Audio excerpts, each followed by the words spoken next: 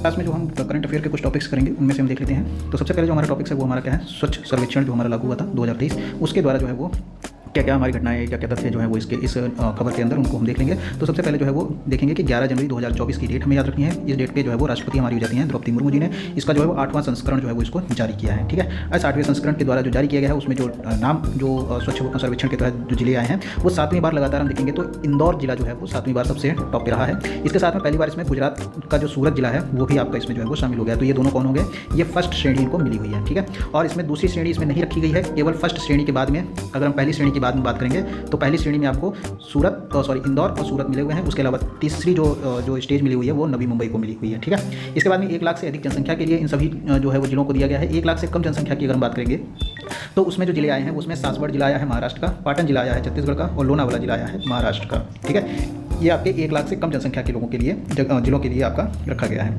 अब प्रदेशों की अगर हम बात करेंगे तो टॉप प्रदेश कौन से रखे गए हैं स्वच्छ सर्वेक्षण के तहत, तो उसमें सबसे पहले आपका महाराष्ट्र आ जाता है, दूसरे नंबर पे मध्य प्रदेश आ जाता है, तीसरे नंबर पे छत्तीसगढ़ आ जाता है। अगर हम अपने उत्तर प्रदेश की बात करेंगे तो हमारा 9वां प्रदेश बन जाता है उत्तर प्रदेश। ठीक है, गंगा किनारे के शहर जो है वो 5 शहरों को भी इसमें शामिल किया गया है। गंगा नदी के किनारे जो 5 शहर हो जाते हैं उसमें नंबर 1 पे आता है वाराणसी, दूसरा आपका प्रयागराज, तीसरे नंबर पर बिजनौर आता है। जिसमें चौथे नंबर पे अगर हम देखेंगे तो वो हरिद्वार उत्तराखंड का और कन्नौज यूपी का आपका आता है। ठीक है, इसके बाद में जो हम बात करेंगे एमपी की बात करेंगे तो एमपी जो है ना महू सबसे स्वच्छ जो है ना छावनी घोषित की गई है। क्या है, छावनी, महू छावनी जो है वो सबसे स्वच्छ छावनी जो है वो बात की गई है, महू एमपी में पड़ती है। ठीक है, इसके अलावा अगर हम यूपी की बात करेंगे तो यूपी के कुछ जिले हैं जिनमें जो है वो जिनको सर्वेक्षण में शामिल किया गया। तो नोएडा जो है वो ओवरऑल में देखा जाएगा तो 14वां स्थान इसको मिला हुआ है। नोएडा जो है वो यूपी के अंदर देखेंगे तो इसमें 14वां स्थान है। कितने जिले हैं तो 7 जिलों को यूपी के शामिल किया गया है। नोएडा 1 नंबर, नोएडा कह सकते हैं, गाजियाबाद कह सकते हैं, अलीगढ़, वाराणसी, लखनऊ, फिरोजाबाद और प्रयागराज, इनको इसमें शामिल किया गया है। ये यूपी के जिले हम इसमें शामिल किए गए हैं। केंद्र शासित प्रदेश अगर की बात करेंगे, केंद्र शासित प्रदेशों की बात करेंगे तो चंडीगढ़ जिला ऐसा है, चंडीगढ़ जो है वो उसको जो कह सकते हैं कि यूनियन टेरिटरीज है उसको सफाई मित्र, ठीक है, सर्वश्रेष्ठ सफाई मित्र जो है वो सुरक्षित शहर इसमें घोषित किया गया है। अगला टॉपिक जो हमारा रहता है वो पीएम जनमन योजना है। ठीक है, पीएम जनमन योजना 2011 की जनगणना के अगर हम हिसाब से देखें तो जनजातीय मंत्रालय, जनजातीय जो हमारी लोग हैं, जनजातीय जनसंख्या है वो 10.45 करोड़ के आसपास है जनजातीय संख्या। और पीएम जनमन योजना जो है वो देखेंगे तो वो किसके लिए कहेंगे 75 जो हमारे पीवीटीजी जो ग्रुप हैं। ठीक है, पीवीटीजी का मतलब क्या हुआ, जो विशेष रूप से संवेदनशील समूह है। ठीक है, इसमें जनजातीय समूह जो है वो शामिल किए जाते हैं, आदिवासी समूह उनको शामिल किया जाता है। तो इसमें देखा जाएगा तो उनके सामाजिक, आर्थिक और साथ में शिक्षा, तो इन तीनों क्षेत्रों के जो है वो क्या है, इनकी असमानताएं हैं तीनों क्षेत्रों में। ठीक है, तो इन पे इनका पुनरुद्धार करना है। बजट 2023-24 में जो है वो पीवीटीजी जो पीएम प्रधानमंत्री पीवीटीजी विकास मिशन की घोषणा जो है वो की गई थी। इसमें जो परिव्यय बताया गया था वो 15,000 करोड़ रुपए की योजना के लिए शुरुआत की गई थी। इसमें सुरक्षा, ठीक है, सुरक्षित आवास होना चाहिए, स्वच्छ पेयजल मिलेगा, शिक्षा का, स्वास्थ्य का, पोषण का, सड़क का और संचार की जो है इसमें साथ में संधारणीय जो आजीविका है। ठीक है, संधारणीय आजीविका की बात करते हुए संधारणीय जो है वो आजीविका की इसमें बात की गई, संधारणीय आजीविका मिल सके और बाकी के जो क्षेत्र हैं उन पे जो है वो काम किया जाएगा। ठीक है, संधारणीय आजीविका की बात की गई है। ठीक है, तो इन क्षेत्रों पे इसमें काम करना है। इसमें हुआ ये है कि 15 नवंबर 2023 की डेट में याद रखनी है जिसमें जनजातीय गौरव दिवस की घोषणा भी की गई है। ठीक है, ये किसके उपलक्ष्य में, बिरसा मुंडा की जो जयंती है उसके अवसर पर। ठीक है, इसके अलावा झारखंड में देखेंगे तो झारखंड का खूंटी जिला है जहाँ से इसको स्टार्ट किया गया है प्रधानमंत्री जनजातीय आदिवासी न्याय महाअभियान, जिसे हम कहते हैं पीएम जनमन। ठीक है, इसी को हम पीएम जनमन बोलते हैं। ठीक है, पीएम जनमन बोलते हैं इसी को। ये 2023-24 से लेकर के 2023-24, 24-25 और 25-26 यानी कि 3 वर्षों के लिए इसको जो है हम कह सकते हैं 3 वर्ष के लिए इसको लागू किया गया है, जिसमें 24,104 करोड़ रुपए की धनराशि जो है वो खर्च होगी। इसमें 9 मंत्रालय जो है वो समन्वय कर रहे हैं, जिसमें से नोडल मंत्रालय जो है वो कौन है, हमारा केंद्रीय जनजातीय कार्य मंत्रालय, इसका नोडल और समन्वयक मंत्रालय इसमें घोषित किया गया है। 25 दिसंबर 2023 की अगर डेट याद रखनी है तो इसमें भैया इसमें जो है वो सूचना, शिक्षा और संचार अभियान जो है वो शुरू किया गया है। ये अभियान शुरू किया है आपका केंद्रीय जनजातीय कार्य मंत्रालय ने 25 दिसंबर 2023 को IEC ये अभियान शुरू किया है। आई का मतलब है इन्फॉर्मेशन यानी कि सूचना, ई का मतलब है एजुकेशन यानी कि शिक्षा और सी का मतलब है कम्युनिकेशन यानी कि संचार। ठीक है, इसके अलावा अगली जो हमारी योजना थी वो हमारी थी नमो ड्रोन दीदी योजना। इसको किसके लिए किया गया है, इसमें जो वैकल्पिक जो उर्वरक हैं उनके लिए क्षेत्र के लिए यूज़ किया गया है। इसमें ड्रोन्स वगैरह के लिए, लिक्विड ड्रोन्स के वगैरह से क्या किया जाएगा, छिड़काव किया जाएगा कृषि में। तो उसमें इस योजना को स्टार्ट किया गया है ड्रोन दीदी के लिए। होगा ये कि जो तरल नैनो जो उर्वरक है उसको छिड़काव करने के लिए प्रशिक्षण किस तरीके से ड्रोन के द्वारा चलाना है वगैरह यूज़ करना है उसके लिए दिया जाएगा। नवंबर 2023 में इसको मंजूरी दी गई थी। इस योजना को प्रधानमंत्री ने 30 नवंबर प्रधानमंत्री जो है वो महिला किसान ड्रोन केंद्र के शुभारंभ करते हैं। कब, कौन करता है, प्रधानमंत्री करते हैं। कब करते हैं, 30 नवंबर को करते हैं, शुभारंभ करते हैं। ये केंद्रीय क्षेत्र की योजना है जिसमें टोटल मिलाकर 1261 करोड़ रुपए का परिव्यय रखा गया है। ये योजना कब से कब तक के लिए है, 2024 से 25 के लिए, 25 से 26 के लिए, यानी कि 2 वर्षों के लिए की गई है। इसमें 15,000 सेल्फ हेल्प ग्रुप हैं। ठीक है, 15,000 क्या है, इसमें सेल्फ हेल्प ग्रुप जो है वो इसमें शामिल किए गए हैं। ठीक है, इनमें जो है वो वीमेंस के महिलाओं के जो सेल्फ हेल्प ग्रुप है उनको इसमें शामिल किया जाएगा। और इसमें जो है वो हर एक महिला को, यानी कि हर एक स्वयं सहायता समूह है उससे एक महिला को प्रशिक्षण दिया जाएगा, जिसे हम क्या बोलेंगे, ड्रोन दीदी बोलेंगे। ठीक है, इसमें हर एक जो स्वयं सहायता समूह है उसमें जो एक ड्रोन की कीमत जो होगी उसमें कुल कीमत का 80% सरकार जो है वो परिव्यय उसमें करेगी, सरकार जो है वो उसकी लागत का वहन करेगी। इसके अलावा देखेंगे तो इसकी घोषणा कब की गई थी स्टार्टिंग में? सबसे पहले तो प्रधानमंत्री ने इसकी घोषणा कब की थी? 15 अगस्त 1923 को, 15 अगस्त 2023 को इसकी घोषणा की गई थी। ठीक है, अगले जो टॉपिक्स हैं वो हमारे क्या हैं कि विधानसभा के चुनावों की बात करेंगे। तो ऐसे में विधानसभा के जो चुनाव हुए हैं वो 5 राज्यों में चुनाव हुए हैं विधानसभा के। ठीक है, पहला राज्य देखेंगे तो छत्तीसगढ़। छत्तीसगढ़ में सीटें कितनी हैं? 90 सीटें हैं विधानसभा की। ठीक है, 2 चरणों में ये चुनाव हुआ है। ठीक है, विष्णुदेव राय हमारे यहाँ इसके यहाँ के जो है वो छत्तीसगढ़ के हमारे जो है वो चौथे मुख्यमंत्री बने हैं। ठीक है, पहले आदिवासी मुख्यमंत्री हैं, तो आदिवासी मुख्यमंत्री के तौर पर ये पहले हैं, और अगर हम मुख्यमंत्री के तौर पर देखेंगे तो ये आपके चौथे हो जाते हैं। ठीक है, अगर विधानसभा की बात करेंगे तो छठी विधानसभा जो है वो उसका गठन किया गया है। कौन सी गठन किया गया? छठी विधानसभा का गठन किया गया है, और इस विधानसभा के द्वारा जो 5वीं विधानसभा है उसका समापन हुआ है और छठी विधानसभा जो है वो गठित की गई है। इस विधानसभा के अंदर 19 महिलाएं ऐसी हैं जो कि क्या हुई हैं? निर्वाचित हुई हैं। ठीक है, 19 महिलाओं का निर्वाचन हुआ है। विधानसभा के अध्यक्ष की बात करेंगे तो भैया अध्यक्ष जो हुए हैं वो आपके हुए हैं रमन सिंह। ठीक है, एमपी की बात करेंगे तो एमपी में 230 सीटों पर चुनाव हुआ है, एक चरण में चुनाव हुआ है। 16वीं विधानसभा का गठन किया गया है यहाँ पर। ठीक है, मुख्यमंत्री की बात करेंगे तो मोहन यादव हुए हैं मुख्यमंत्री इसमें। अध्यक्ष की बात करेंगे तो नरेंद्र सिंह तोमर को अध्यक्ष बनाया गया है, और 27 महिलाएं ऐसी हैं जो कि यहाँ पे निर्वाचित हुई हैं इसमें। ठीक है, मिजोरम की बात करेंगे तो 40 सीटें मिजोरम को मिली हुई हैं। ठीक है, विधानसभा में एक चरण में चुनाव कराया गया है, और इसका जो है वो 9वीं विधानसभा है जिसका गठन किया गया है। कौन सी सभा है? 9वीं विधानसभा का गठन इसमें किया गया है। मुख्यमंत्री की बात करेंगे तो मुख्यमंत्री हैं लाल बुढ़ोमा। ठीक है, अब लाल बुढ़ोमा जो है मुख्यमंत्री हैं तो इनके लिए कुछ स्पेशल चीज़ भी देखने को मिलती है। स्पेशल चीज़ क्या है भैया कि 1984 में जो है ना ये आपके एमपी बने थे पहली बार। ठीक है, 1984 में ये एमपी बने थे। ठीक है, मेंबर ऑफ पार्लियामेंट जिसे कहते हैं। ठीक है, एमपी बने थे। उसके बाद में 1988 में जो है दल बदल विरोधी कानून जो आपका आया था उसके तहत ये पहले ऐसे एमपी थे जो कि अयोग्य हुए थे। ठीक है, इसके तहत जो है वो एक्ट के तहत जो है वो इनको अयोग्य घोषित किया गया था, और ये पहले व्यक्ति थे, पहले एमपी थे ये इसमें इसके तहत। ठीक है, जिनको लोकसभा के सांसद थे, जिनको 1988 में इनको जो है वो क्या किया गया था? अयोग्य घोषित कर दिया गया था। ठीक है, उसके अलावा 1972 से देखा जाए तो मिजोरम में जो है वो एक पहली बार ऐसा हुआ है जब एक से अधिक महिलाएं जो है वो क्या कर रही हैं? निर्वाचित हुई हैं। ठीक है, पहली बार ऐसा हुआ है जब एक से अधिक जो है वो महिलाएं निर्वाचित हुई हैं। कुल मिलाकर के देखा जाए तो हमारी 3 महिलाएं जो है वो मिजोरम में निर्वाचित हुई हैं। अब हम राजस्थान की बात करेंगे तो राजस्थान में 200 सीटें हैं टोटल मिलाकर के, लेकिन चुनाव हुआ है केवल 199 सीट पे। ठीक है, एक चरण में ही चुनाव हुआ है। 16वीं विधानसभा का गठन किया गया है। महिलाएं इसमें जो निर्वाचित की गई हैं वो 20 निर्वाचित की गई हैं। सीएम इसके जो बने हैं हमारे कौन? भजनलाल शर्मा बने हैं। ठीक है, मुख्यमंत्री की बात करेंगे तो इसमें उप मुख्यमंत्री इसमें तो भजनलाल शर्मा है, लेकिन इसमें उप मुख्यमंत्री थोड़े से इंपॉर्टेंट हो जाते हैं, क्योंकि इसमें एक मुख्यमंत्री जो है वो उप मुख्यमंत्री जो है वो महिला है, उसका नाम है क्या? आपका दिया कुमारी। ठीक है, दिया कुमारी है। साथ में अगर बात करेंगे तो प्रेमचंद बैरवा भी इसमें जो है वो उप मुख्यमंत्री बन जाते हैं। विधानसभा अध्यक्ष की बात करेंगे तो वासुदेव देवनानी जो है वो विधानसभा अध्यक्ष बन जाते हैं। तेलंगाना अगला स्टेट है हमारा। तेलंगाना स्टेट के अंदर 119 सीटों पे चुनाव हुआ है, जिसमें से तीसरी विधानसभा चुनाव का गठन किया गया है। अब इसमें क्या इंपॉर्टेंट चीज़ है? इसमें तीसरी विधानसभा है, साथ में देखा जाएगा तो ये भैया दूसरे सीएम हैं जो कि अनुमुला रेवंत रेड्डी बने हैं। अब दूसरे सीएम है ये, लेकिन कह रहे हैं कि तीसरी विधानसभा गठन हुआ है, मुख्यमंत्री है केवल दूसरे नंबर के। तो पहले के 2 कौन हुए? तो भैया चंद्रशेखर राव। ठीक है, तो चंद्रशेखर राव जो है वो आपके जो बने थे आपके चंद्रशेखर राव साहब, तो वो आपके जो है वो मुख्यमंत्री पहले और साथ में दूसरे नंबर के मुख्यमंत्री वो बन चुके हैं। तो ये तीसरे नंबर के मुख्यमंत्री थे अनुमुला रेवंत रेड्डी। अब बात करेंगे, अगला टॉपिक है जो कि अनुच्छेद 370 से संबंधित है। कहाँ से रिलेटेड है? ये है जम्मू एंड कश्मीर से संबंधित। ठीक है, 1949 में इसको अस्थायी और संक्रमणशील अवस्था में इसको लागू किया गया था। ठीक है, इसकी हिस्ट्री वही है जो जम्मू कश्मीर को जब विलय किया गया उसी परिप्रेक्ष्य में इसको शामिल भी किया गया था। अब उसके साथ में हमारा जुड़ा हुआ अनुच्छेद है वो है आपका अनुच्छेद 35A यानी कि 35A की बात करेंगे, जो कि वहाँ के लोगों के लिए परिभाषित, वहाँ के लोगों की अवस्थाओं को यानी कि वहाँ के लोगों की स्थितियों को या वहाँ के अधिकारों को जो है वो परिभाषित करता है आर्टिकल 35A। तो वहाँ की व्यवस्था को परिभाषित करने का काम कौन करता है? ये आर्टिकल 35A करता था, जो कि किसके अंडर में था? अनुच्छेद 370 से ही निकला था। ठीक है, अब 5 अगस्त 2019 की बात है, राष्ट्रपति की घोषणा के द्वारा इसको निरस्त कर दिया गया अनुच्छेद को। ठीक है, इसको सुप्रीम कोर्ट में क्या मिल गई थी? चुनौती मिली थी। ठीक है, इसको सुप्रीम कोर्ट में चुनौती दी गई थी कि संवैधानिकता क्या है इसकी, कि ये सही हुआ है या नहीं हुआ है, तो उसके लिए चुनौती मिली थी। ऐसे मामले में 5 जजों की बेंच बैठती है। ठीक है, संवैधानिक पीठ बैठती है। उसने क्या कहा कि ये भैया जो है वो क्या है? सही है। ठीक है, यानी कि निरस्तीकरण जो किया गया वो सही है। अब ये 5 जजेस जो थे इन्होंने 5-0 से इसको जो है वो सर्वसम्मति दे दी थी। क्या दी थी? 5-0 से सर्वसम्मति दे दी थी। अब 5-0 से सर्वसम्मति दे दी तो भैया इसमें सबसे पहले नंबर पर इसके अध्यक्ष वगैरह या इसके सदस्य कौन थे इस पीठ के? तो DY चंद्रचूड़ जो है ना, CJI जो हमारे चंद्रचूड़ जी हैं वो इसकी अध्यक्षता कर रहे थे। इसके अलावा जस्टिस कौल थे इसमें, जस्टिस खन्ना थे, जस्टिस BR गवई थे और जस्टिस सूर्यकांत थे। ये 5 लोगों ने 5-0 से इसको सर्वसम्मति से इसको जो है वो आदेश इसमें पारित किया कि ये जो है वो क्या है? निरस्तीकरण सही था। अगला टॉपिक है वो हमारा क्या है? युवा मेरा युवा भारत। ठीक है, 31 अक्टूबर 2023 की डेट से याद रखनी है। एकता दिवस के अवसर पर प्रधानमंत्री ने इसको जो है वो नई दिल्ली के कर्तव्य पथ से इसको क्या किया? घोषित किया। मेरा युवा भारत कार्यक्रम जो है वो युवा कार्यक्रम खेल मंत्रालय के अधीन यानी कि इसके तहत एक क्या है? स्वायत्त निकाय है। कौन सा?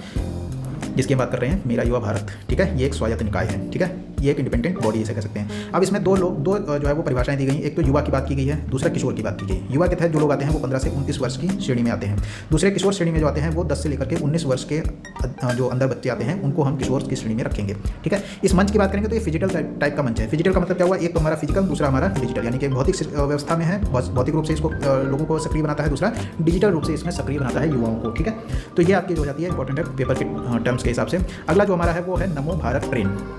ठीक है। नमो भारत ट्रेन जिसे हम कह सकते हैं रैपिड रेल ट्रांजिट सेवा, जिसे RRTS बोला जाता है। ठीक है, ये आपकी नॉर्मल जो एक्सप्रेस ट्रेनें हैं, जो यात्री ट्रेनें हैं, उनसे ये थोड़ा सा कम लेवल पर है, लेकिन मेट्रो लेवल से थोड़ा सा अपर लेवल का है। ठीक है, ऐसे 8 गलियारों की घोषणा की गई है, जो कि उत्तर प्रदेश, राजस्थान, दिल्ली और हरियाणा में इसको घोषित किया गया है। ठीक है, 20 अक्टूबर की 2023 की डेट में याद रखनी है, प्रधानमंत्री ने इसका उद्घाटन किया था। रैपिड रेल के जो हमारा दिल्ली मेरठ का जो रूट है, उसको उन्होंने उद्घाटन किया था। कहाँ से? गाजियाबाद के जो साहिबाबाद है, वहाँ से उन्होंने हरी झंडी दिखाई, और साहिबाबाद से ये आपका गाजियाबाद मेरठ दिल्ली का जो रूट है, जो जिसकी कुल लंबाई जो है वो कितनी है, 82.15 किलोमीटर है, उसमें साहिबाबाद से दुहाई डिपो के लिए ये गाड़ी जो है वो चलती है। इसको चलने के लिए इन्होंने जो है वो हरी झंडी दिखाई थी। ठीक है, तो इतना कंटेंट केवल इसमें जो है वो पेपर में समझने के लिए है, जो कि आपका पूछा जा सकता है। अब ये 8 गलियारे जो याद रखना है कि टोटल मिलाकर के RRTS जो आपका TS है, इसके तहत कितने हैं? 8 गलियारों की घोषणा की गई है। ठीक है, इसमें कुछ तो दिल्ली से यूपी के लिए हैं, उसके अलावा दिल्ली से हरियाणा के लिए भी हैं, दिल्ली से राजस्थान के लिए भी हैं। ठीक है, तो इनको याद रखना है।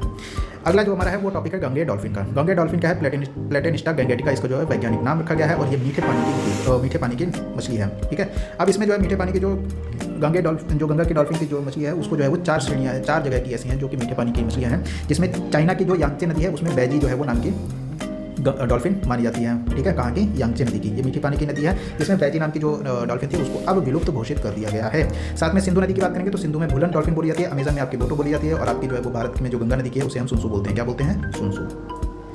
ठीक है, इसके अलावा भारत में जो हमारी गंगा की जो नदी डॉल्फिन है, उसके अंदर हम बोलते हैं उसको क्या? टाइगर ऑफ द गंगा के नाम से भी जानते हैं। अक्टूबर 2023 के अंदर क्या है, वो यूपी का जो वन विभाग है, उसने क्या किया? किसने किया है? यूपी के अंदर वन विभाग ने इसको लागू किया है। ठीक है, जलीय मछली है, लेकिन लागू किसने किया है? वन विभाग ने किया है, और जलीय जीव घोषित किया है, राज्य का जलीय जीव घोषित किया है इसको। ठीक है, लेकिन क्या ये पहली बार हुआ है? नहीं। मई 2010 में क्या हुआ था कि केंद्र सरकार ने भी इसको जलीय जीव घोषित किया था। असम सरकार ने इसको 2008 में राज्य का जलीय जीव घोषित किया। 2019 में पंजाब सरकार ने क्या किया? सिंधु नदी की जो डॉल्फिन है, कौन सी? सिंधु नदी की भूलन, उसको राज्य नदी जो है वो सिंधु नदी डॉल्फिन को राज्य नदी डॉल्फिन जो है वो घोषित किया था।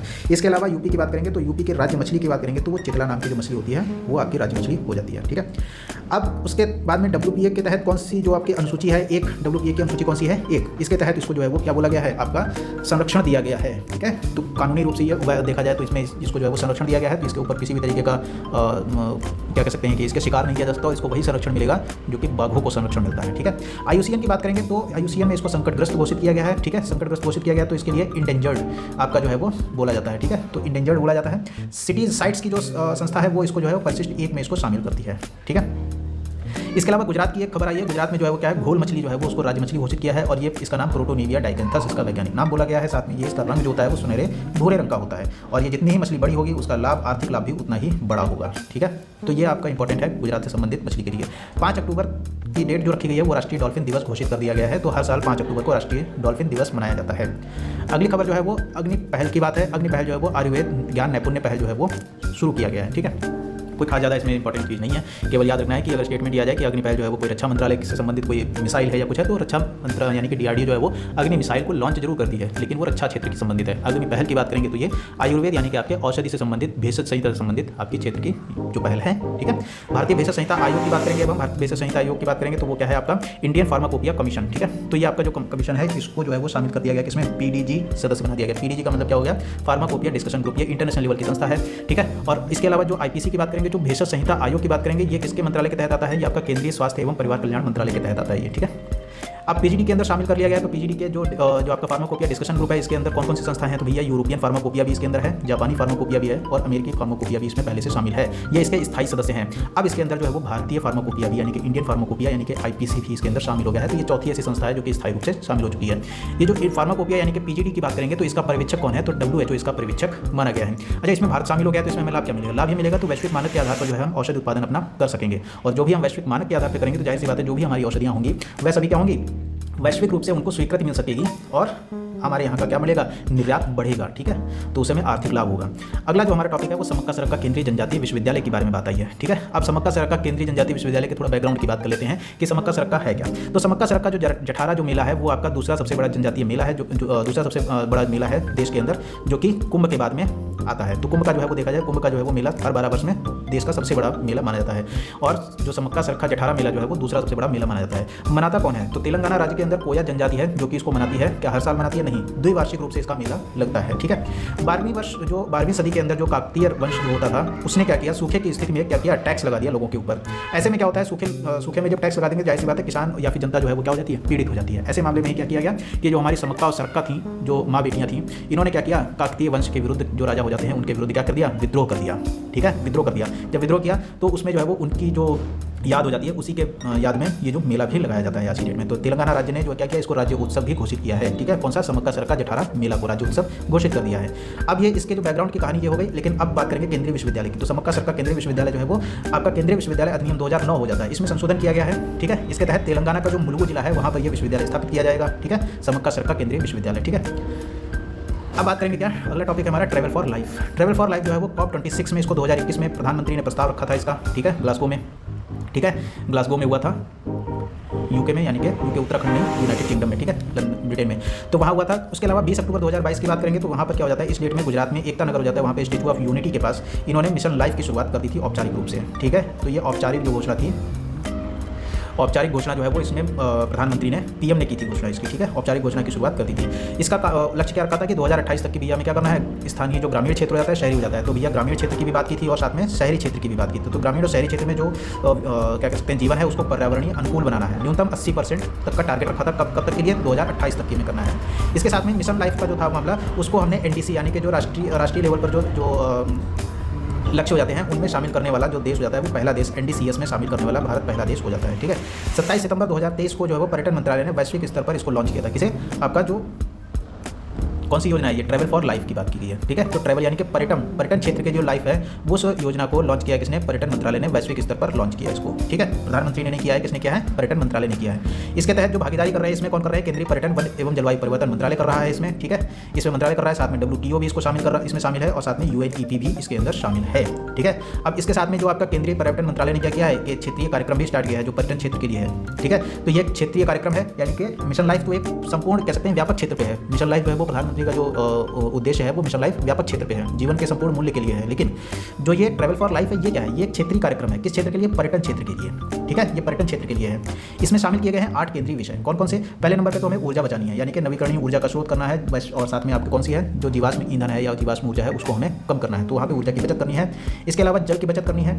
एकल प्रयोग प्लास्टिक है उस पर हमें बैन लगाना है, उसका प्रतिबंध करना है, उसको कम यूज़ करना है। साथ में अपशिष्ट, हम बहुत ज़्यादा कचरा उत्पादन करते हैं, या फिर पर्यटन के क्षेत्र में हमें देखते हैं प्लास्टिक है, बोतल है और पॉलीथीन है, या फिर बहुत सारे जो है वो कपड़े वगैरह जो पुराने होते हैं, तो बहुत सारा जो है कचरा हमारा उत्पादित होता है, तो उसको हमें कम करना है। स्थानीय स्तर पर और समुदाय जो हमारा जो है ना, स्थानीय समुदाय है, स्थानीय स्तर पर जो लोग हैं उनका सशक्तिकरण मिलेगा उससे, पर्यटन से। स्थानीय संस्कृति और धरोहर का हमें सम्मान मिलेगा। साथ में स्थानीय जो खाद्य पदार्थ होंगे उनको हमें बढ़ावा देना है, ठीक है, स्थानीय खाद्य पदार्थों को बढ़ावा देना है, ना कि बाहर से पैक लेकर के फट फूट जा रहे हैं और फास्ट फूड वहाँ पे बर्गर और पिज्जा उड़ा रहे हैं जाकर के, वो नहीं करना है। जो वहाँ पर स्थानीय स्तर पर जो भी, जहाँ कहीं भी पर्यटन, जिस पर्यटन क्षेत्र में आप जा रहे हैं, जिस गाँव में जा रहे हैं, वहाँ के स्थानीय स्तर पर कौन से भोजन मिलते हैं, कौन से खाद्य वस्तुएं जो है वहाँ पे, कौन सा व्यंजन वहाँ पे तैयार होता है, उसको वहाँ पे मौलिक रूप से जो चीज़ें तैयार होती हैं उनको वहाँ पर बढ़ावा देना है, ठीक है। वहाँ पे जाकर के आप वहाँ पे खूब सेल्फी वगैरह बनाइए, नए नए जो वहाँ पे पकवान हैं स्थानीय स्तर पर, उनको वहाँ पर जाकर के क्या कर सकते हैं आप, वीडियो बना करके सब जगह करके यूट्यूब पे आप जो है अपने किसी पर भी क्या कर सकते हैं, उसको बढ़ावा दे सकते हैं, तो वो राष्ट्रीय स्तर पर या वैश्विक स्तर पर उसको बढ़ावा मिल सकता है, ठीक है। तो ये आपका स्थानीय खाद्य पदार्थों को बढ़ावा देना है, साथ में प्राकृतिक धरोहर का संरक्षण भी करना है, ठीक है। तो ये 8 विषय हैं, इनको 2 क्षेत्रों में किया गया है। 2 क्षेत्र कौन कौन से हैं, पहला क्षेत्र है स्वच्छता के लिए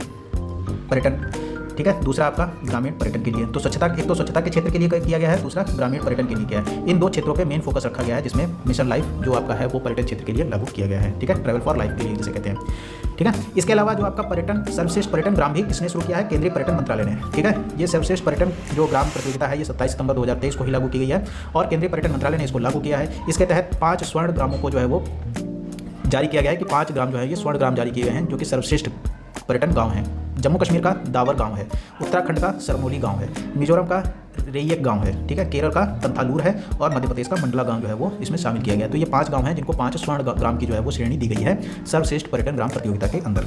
यूपी की अगर बात करें, क्या यूपी का कोई जिला है, हाँ, यूपी का कुरौना जिला है। अब देखिए ध्यान रखिएगा, ये कुरौना जिला जो है वो मुजफ्फरनगर का कैराना नहीं है, कुरौना जिला ये आपका अलग है जो कि रजत श्रेणी में शामिल किया गया है, ठीक है। अब अगला टॉपिक जो है वो हमारा है क्या, भारत ऑर्गेनिक्स ब्रांड का। भारत ऑर्गेनिक ब्रांड की बात करेंगे तो 25 जनवरी 2023 को इसको MCCS एक्ट के तहत 2002 के तहत इसको क्या किया गया है, राष्ट्रीय सहकारी ऑर्गेनिक लिमिटेड के तहत, यानी कि NCOL को इसमें पंजीकृत किया गया, MSCS एक्ट के तहत 2002 के तहत, ठीक है। इसमें किया क्या जाएगा कि जैविक उत्पाद को क्या करना है, हमें वैश्विक स्तर की अग्रणी क्षेत्र में इसको जो है वो हमें आगे बढ़ाना है, अग्रणी बनाना है। जैविक उत्पादों को हमें वैश्विक स्तर पर अग्रणी बनाना है, भारत को एज ए जैविक कंट्री के रूप में, यानी कि हमारे यहाँ किसी तरीके कह सकते हैं रासायनिक पदार्थ या उस चीज़ के लिए बहुत सारे हमारे होते हैं ना उत्पाद होते हैं जिनको हम बाहर निर्यात नहीं कर पाते, क्योंकि उसमें कई बार होता है कि वैश्विक स्तर के जो मानक होते हैं उनके आधार पर वो अनुकूल उतरते नहीं हैं। तो ऐसे मामले में क्या है, अगर हम ऑर्गेनिक फूड हम उत्पादित करते सकते हैं, ऑर्गेनिक पदार्थों का जो है वो निर्यात करेंगे तो उनकी एक्सेप्टेंस जो है वो वैश्विक लेवल पर बढ़ जाएगी। ठीक है, तो उससे हमारा क्या होता है, हमारा निर्यात बढ़ेगा और हमें आर्थिक हमारे लाभ हो सकते हैं। इसके लिए NCOL की स्थापना की गई है। अब NCOL की स्थापना जो की गई है तो भैया कहाँ की गई है, तो उसका हेडक्वार्टर गुजरात के आनंद में किया गया है। ठीक है, इसके अलावा केंद्रीय गृह मंत्रालय के तहत गृह सहकारिता मंत्रालय जो मंत्रालय है वो किसके अधीन है, गृह मंत्री के अधीन है। और गृह मंत्री कौन है भाई साहब, हमारे अमित शाह हैं। इन्होंने जो क्या किया गया है, 6 उत्पादों को जो है वो लॉन्च किया है। अब इसमें 6 उत्पाद कौन कौन से हैं, इनमें 6 उत्पादों में खाद्यान्न है प्लस कुछ दालें भी हैं। ठीक है, इनको शामिल किया गया है। राष्ट्रीय हल्दी बोर्ड अगला हमारा टॉपिक है। राष्ट्रीय हल्दी बोर्ड जो है वो तेलंगाना में गठित किया गया है। ठीक है, और वैश्विक स्तर पर देखेंगे तो 75% उत्पादन, उपभोग और निर्यात ये हमारे यहाँ सबसे ज़्यादा वैश्विक लेवल पर किया जाता है। वैश्विक लेवल पर क्या अगर बात करेंगे तो भारत में हल्दी का उत्पादन भी बहुत होता है। ठीक है, उपभोग भी बहुत होता है और साथ में निर्यात भी करते हैं।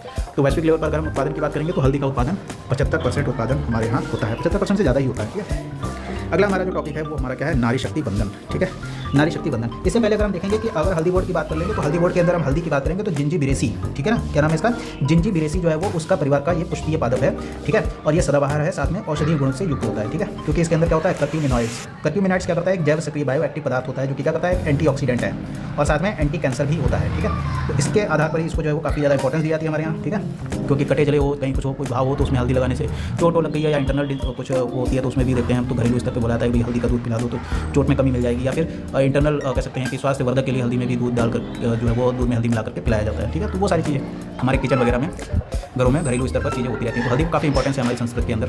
ठीक है, चाहे विवाह संस्कार हो चाहे कुछ भी हो तो हल्दी का बहुत इंपॉर्टेंस रखा जाता है। इसके अलावा नारी शक्ति बंधन का अगला टॉपिक है, नारी शक्ति बंधन अधिनियम जो है 2023 हमारे यहाँ लागू किया गया। ठीक है, सबसे पहले ये 11वीं लोकसभा में आया था। उस समय प्रधानमंत्री थे देवगौड़ा जी, 1996 में इसको पेश किया गया था। ठीक है, दूसरी बार कब आया था, दूसरी बार ये 12वीं लोकसभा में आया था 1998 में, जिसमें वाजपेयी जी प्रधानमंत्री थे। तीसरी बार भी वाजपेयी जी लेकर के आए थे 13वीं लोकसभा में 1999 में। ठीक है, फिर उसके बाद में चौथी बार में मनमोहन सिंह लेकर आए थे। 2008 में ये विधेयक हुआ था जिसको राज्यसभा में 2010 में पेश किया गया था, लेकिन लोकसभा में इसको पेश नहीं किया जा सका। राज्यसभा में पहले लाया गया, राज्यसभा में पेश कर दिया गया, लेकिन लोकसभा में पारित नहीं हो पाया। 2014 में लोकसभा भंग हो जाती है और ये जो बिल होता है ये क्या हो जाता है, लैप्स हो जाता है।